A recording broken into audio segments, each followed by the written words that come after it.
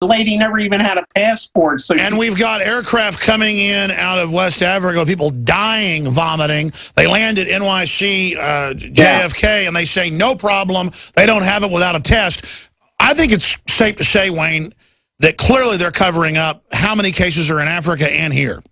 I think so, because this is why they bring a guy like Klein on board, because he's going to put pressure on the corporate media to keep it quiet. You know, anytime we see something like this happens, it's just like 9/11, by the way. Remember, they told people, well, you didn't see what you saw. Sorry, you had your facts wrong. And, you know, I was just, as a matter of fact, last month I was in New York speaking at 9/11 commemorative function. And there's some new photographs that were released of that. And they were telling even reporters on the scene, oh, you must have been mistaken. It's the same thing. It's how the government deals with catastrophes. Eddie?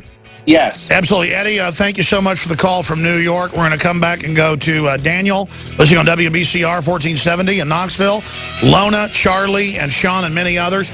Wayne Madsen is our guest. Wide open phones, 800-259-9231. Infowars.com is the tip of the spear. The experts are to the bottom of the hour. We'll talk some about his book before he leaves us, The Star and the Sword. Well, they want to lock a bunch of people up and put us in their pretty pens once an epidemic turns into a pandemic in this country. And I always go back to this because for me, it's what really hits home.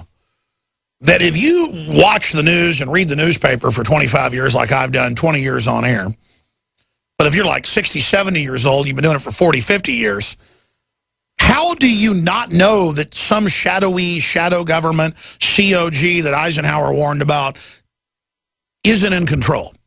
And then the documents all come out in the church hearings in the 70s and confirm it all. They just know the public is ignorant of all these facts, so they play this game going, oh, he's a conspiracy theory, or he's crazy. Thousands of different tests, hundreds of them lethal. In some cases, one of those hundreds of lethal secret programs would kill thousands of people, sterilize hundreds of thousands, kill millions. HIV, clearly cooked up by the Navy and the Army. Clearly, they had declassified programs for autoimmune viruses to reduce population. You got Bill Gates running around and the Rockefellers talking about it constantly. These outbreaks keep happening in Africa. When the average liberal trendy goes, well, there are too many people.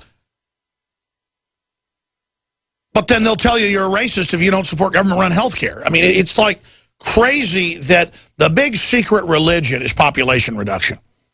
And then people say, well, Africa's population still went up. Must not be doing too good, killing everybody. Some African countries, 45% of the people have HIV.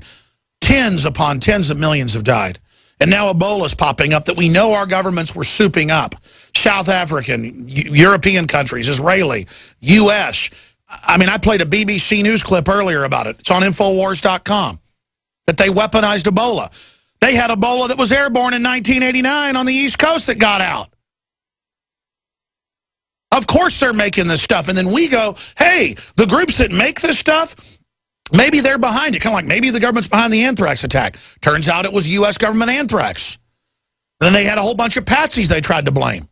I want to go to your phone calls. Wayne Madsen's our guest. But Wayne, finishing up on this subject, again, former NSA officer, whistleblower, talking to your sources, where do they think, and where do you think this Ebola thing is going? I mean, you pretty much came out and said that you think it's a false flag and where it originated, and what's their bottom line here? Because politically, it's hurting them not to respond. But more and more, they know he's a lame duck, so they don't care. They've got pardons. They can resuscitate him in the media later, like they've done the Clintons and the Bushes and others. What's the grand plan here?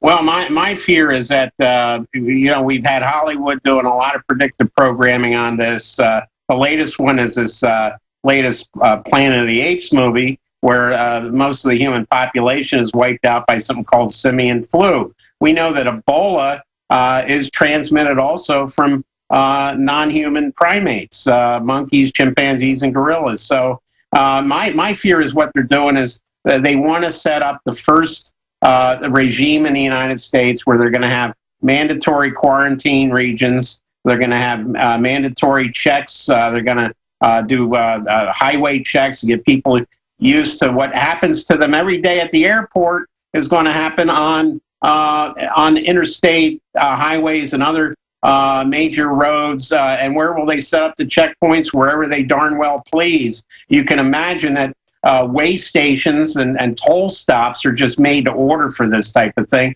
But I think that's where we're going. They want to condition the American people to be able to do internal travel prohibitions and at the very least travel checks.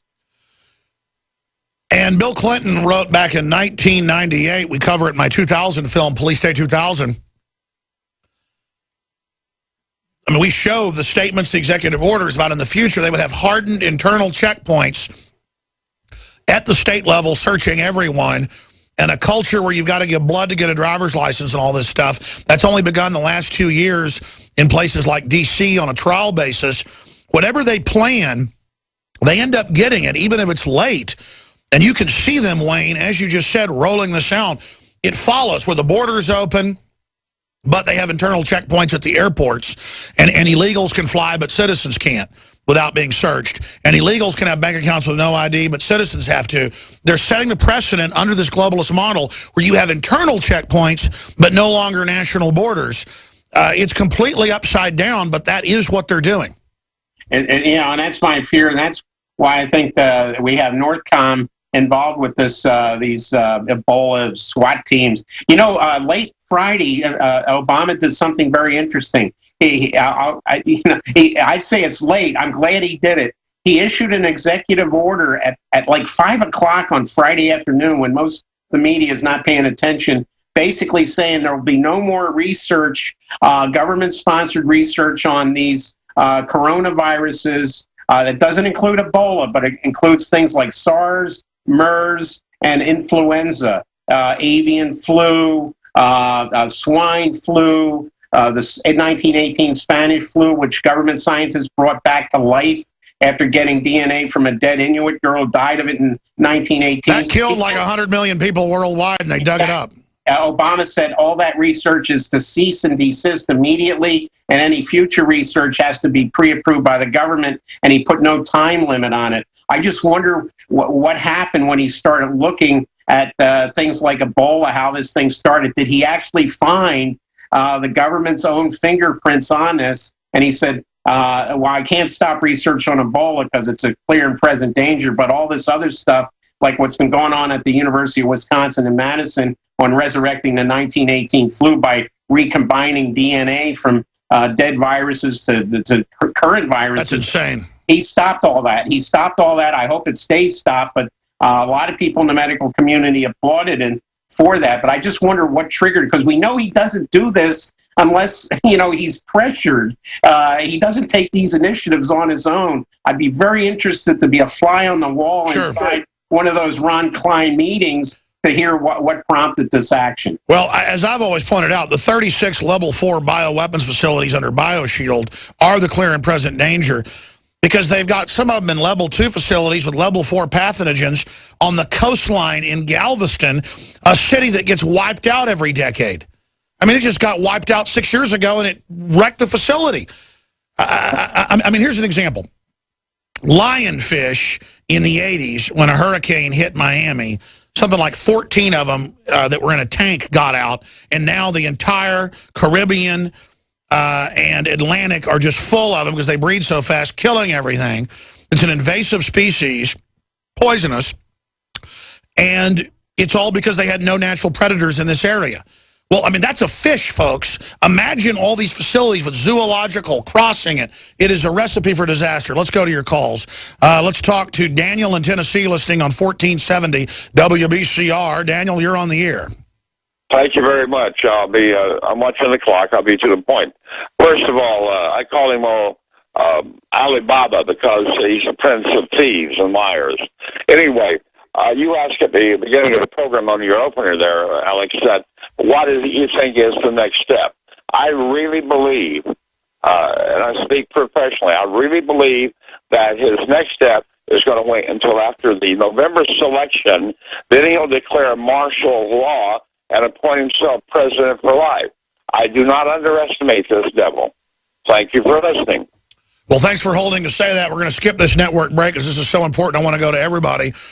You know, it wouldn't help the establishment to keep him in because politically he is worthless right now. People are exiting his events en masse. Reuters reports Obama makes rare campaign trail appearance. People leave early, but they do so many crazy wild cards now. Obama could be the false flag. They could assassinate him or try to and blame it on a libertarian or patriot group to create a race war or civil war. Or they could wound him, and then he would declare he was, you know, a dictator during the emergency transition. Who knows? Wayne, what's your take on that? Well, you know, although I think we are suffering in this country from a plutocracy. We don't get a lot of choice for president. D.C. also, they don't want to keep the same people around. They get tired of, you know, his magic has worn off. And now we're talking about, you know, in 2016, well, it's Hillary Clinton or maybe Jeb Bush. Here we go again. Bush